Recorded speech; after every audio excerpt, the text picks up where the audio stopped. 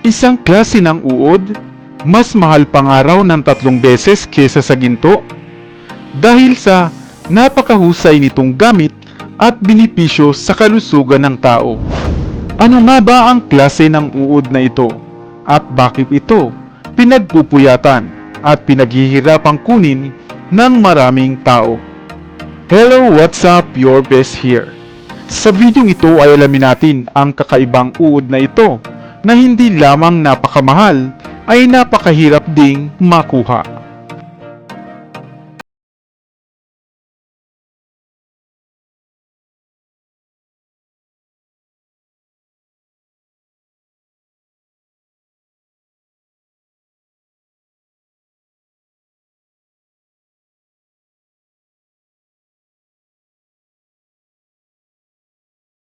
Ang uod na kung tawagin nga ay caterpillar fungus.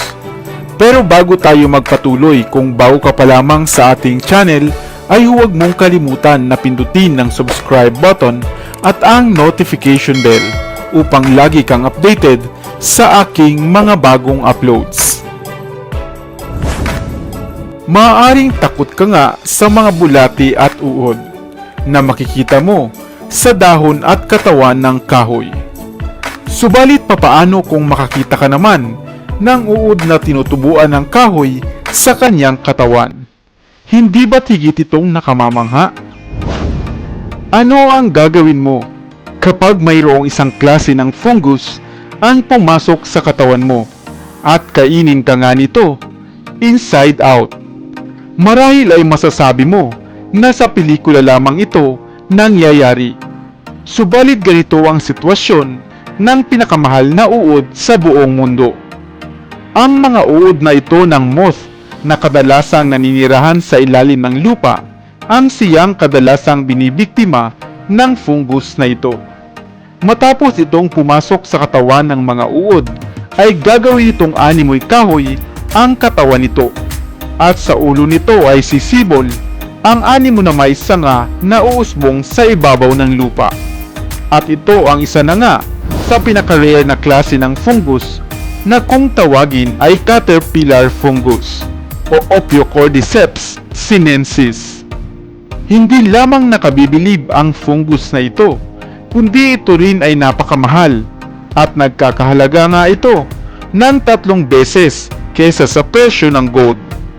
Ang mga fungus na ito na caterpillar fungus ay matatagpuan kadalasan sa mga kabundukan sa Himalayas. Subalit matatagpuan mo rin ito sa mga Chinese market o mga Chinatown. Narito ang pinatuyong caterpillar fungus na $30 ang bawat gramo at minsan pa nga ay aabot ito sa $125 ang bawat gramo. Iyan ay sapagkat minsan lamang sa isang taon kung ma-harvest mo ang caterpillar fungus na ito, na kadalasan ay sa mga kabundukan ng Nepal, India, Tibet at Bhutan. Idagdag pa nga ang hirap nitong mahanap na iisa-isahin mo nga hanapin sa ilalim ng mga kapal na piraso ng damo. Ang uod na ito ay isang tradisyonal na gamot, lalo na nga sa mga Chinese.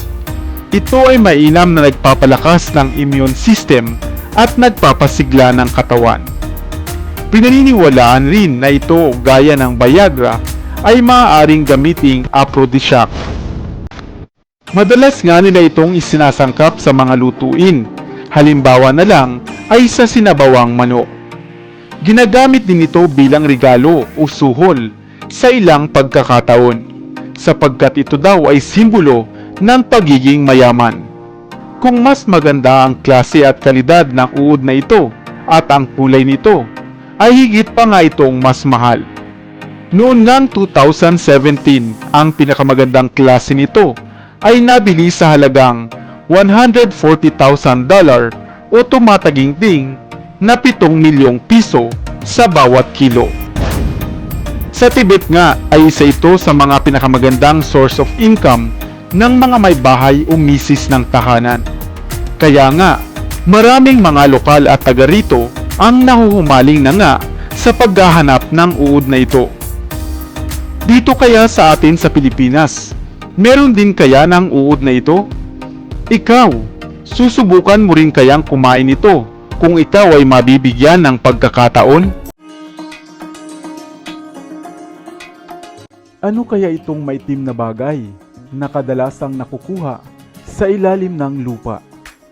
Mabaho, subalit napakamahal pala at minsan pa nga ay pinagkakaguluhan, pinag-aagawan na halos umabot pa nga sa awayan.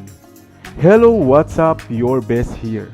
Sa videong ito ay ating pag-usapan ang isang uri ng kabute at fungus na siyang isa pala sa pinakamahal na klase nito sa buong mundo, ang tinatawag na truffle o tuber melanosporum.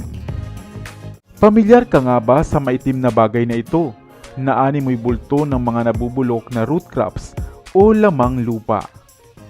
Ito nga ang tinatawag na truffle, isa sa pinakamahal na klase ng fungus na makikita sa buong mundo. Kadalasan itong nakikitang sangkap sa ilang napakamahal na putahe, lalo na nga sa mga French at Italian na mga pagkain. Ang kakarampot nitong hibla o piraso nga sa pagkain ay maaari nang maghatid ng isang kakaibang lasa at aroma. At batid mo rin ba na ito ay maaaring magkahalaga pala ng aabot sa 5,000 euros sa bawat kilo nito, lalo na nga sa klase nito na white truffle. Subalit ano nga ba ang truffle? Ang truffle ay isang uri ng fruiting body ng mga fungus na kadalasang makukuha sa mga ugat na malapit sa puno ng oak tree at hazelnut. Bahagi ito at bunga ng isang symbiotic na ugnayan ng fungus at ng life cycle ng mga puno. Subalit hindi madaling hanapin ang truffle. Kadalasan nga ay ginagamitan pa ito ng mga sniffing dogs o kaya naman ay ng mga baboy upang malaman kung meron nga bang truffle sa isang partikular na lugar. Ang truffle ay may lasang maikukumpara sa pinaghalong lasa ng bawang, mushroom, umami, at may amoy na parang gasolina. Kaya naman ginagamit lamang ito sa maliit na serving dahil sa matindi nitong amoy. Subalit gayunpaman, ito ay nagbibigay ng isang kakaibang lasa sa pagkain na ang ilan nga ay handang bumayad ng mahal para lamang ito ay matikman. Mayroon ngang 5 kulay ang mga truffle, base sa maturity nito, environment at klase, katulad ng pale beige, reddish brown, dark brown, solid black at ang creamy white na siyang pinakamahal. Kadalasang makukuha ito sa mga bansa sa Italy, sa France at sa Espanya. Subalit batid mo ba na meron din ito dito sa atin sa Pilipinas?